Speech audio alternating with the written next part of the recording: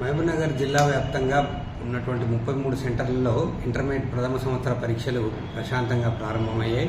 ఈరోజు తెలుగు, హిందీ, సంస్కృతం, Urdu, Arabic second language సంబంధించినటువంటి పరీక్ష 33 కేంద్రాల్లో దాదాపు 11,467 మంది విద్యార్థులకు గాను కేవలం 427 మంది విద్యార్థులు గైర్హాజరయ్యారు. 11,040 మంది విద్యార్థులు హాజరయ్యారు.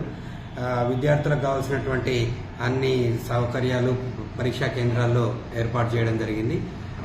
పరీక్షలో జరుగుతున్నటువంటి తీరుతెన్నులను పరిశీలించడం కోసం జిల్లా కలెక్టర్ గారి ఆధ్వర్యంలో ప్రతి కేంద్రానికి ప్రత్యేక అబ్జర్వర్లను కూడా అపాయింట్ చేయడం జరిగింది.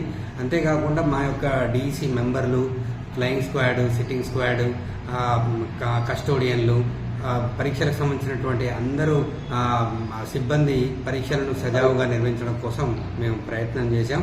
అంతేకాకుండా మొదటి రోజు పరీక్ష ఎక్కడ కూడా అవాంఛనీయమైనటువంటి సంఘటనలు జరగకుండా 144 సెక్షన్ విధించడం, ప్రశ్నాపత్రాలు పోలీస్ స్టేషన్ నుండి సెంటర్కు తరలించడం కానీ, సెంటర్ నుండి ఆన్సర్ బండిల్స్ పోస్ట్ ఆఫీస్కు తరలించడం కానీ, ఇవన్నీ గట్టి సెక్యూరిటీ బందోబస్తుల మధ్య పరీక్ష నిర్వహించాం. మొదటి రోజు పరీక్ష మహబూబ్నగర్ జిల్లాలో ప్రశాంతంగా నిర్వహించబడిందని చెప్పి తెలియజేస్తున్నాం.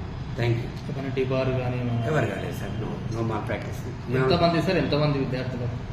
నేను దాని వాయిస్ చెప్పాను సార్ అందరూ